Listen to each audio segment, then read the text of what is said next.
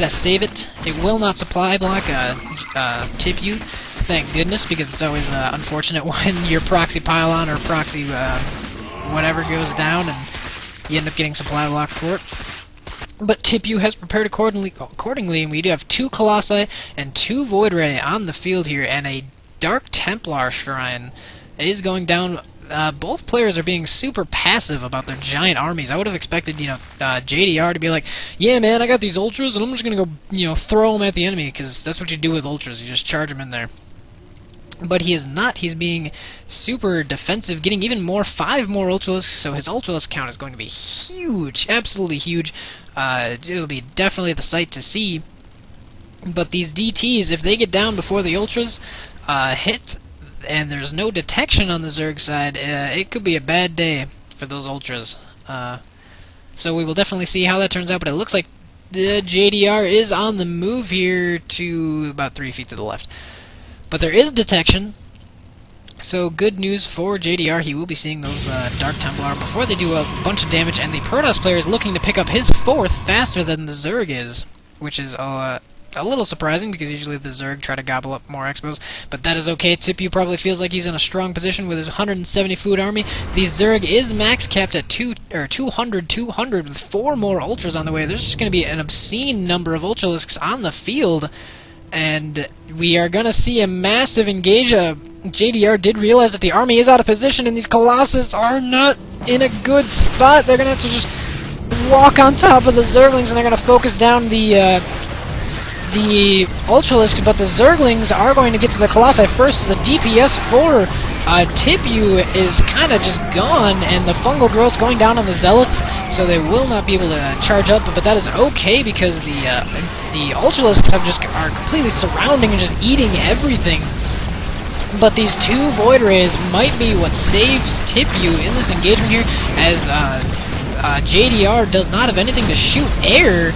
So these Voiders are just gonna beat down these Ultras. Well, not really beat down, just kind of laser beam down the Ultras. There are 2 photon cannons here to try to defend, but this natural, or 3rd base rather, will go down as the DPS out of these Ultras and Zerglings is just huge. More units being warped in to try to slow the damage, and there are DTs on the field. Good choice by tipu, because the detection has been destroyed, and JDR is forced to retreat. He has done the damage he's looking to do, though, by sniping that 3rd. tipu has planned accordingly. He does have another base on the bottom right here. It just finished, so he won't be too far behind, but JDR picking up his 4th here. That is bad news bears for tipu. tipu really needs to do something here to try to start denying bases, or at least denying expos, because if he lets this Zerg get as much map control, like if this Zerg controls this half of the map before he does, which it is on his way to doing, as this 3rd is not yet remade, he will be in a really tight spot here. But this is crazy. This is a lot of high tier units, and look at this already.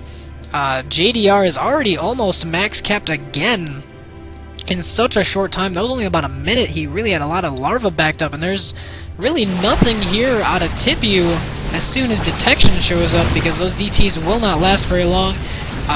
The Void Rays, couldn't think of the name, are going down by this large flock of mutas that has been added to the mix, and the fact that there are Mutalisks here and no army in sight for tipu, it will look like the Zerg is gonna have to back out until detectors get here.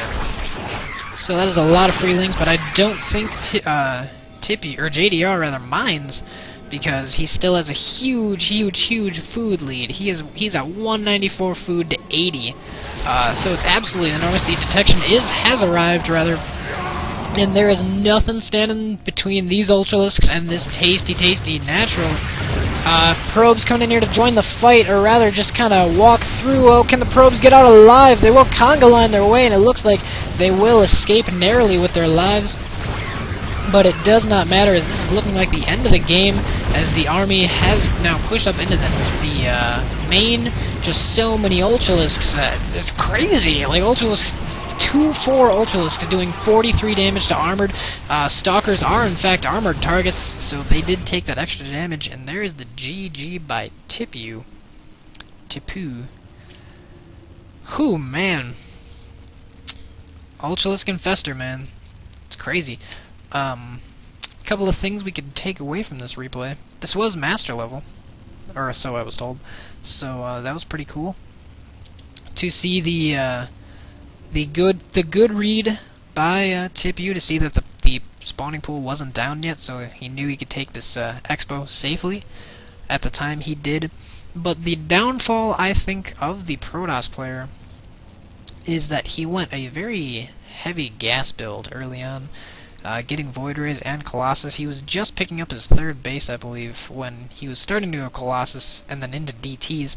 So he went a lot of different tech paths, and it required a lot of gas. I don't know if that's what did him in. I think what did him in, really, in the end, is not knowing that the Ultras were on the field. If you look at his scouting, he does see that there is an Ultraless Cavern. But, as to how soon he scouted that, I am not entirely sure.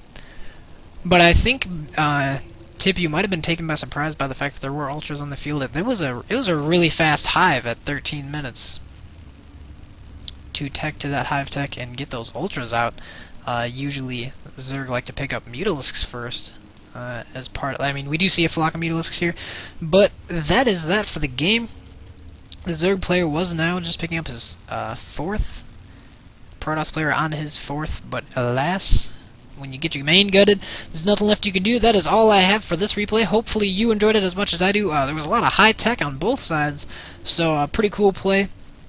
I'll try to get this game up on the channel as well as a couple more. I got a few more that I can cast. I'll get them in as early as I can. But stay tuned to subscribe and all that jazz, and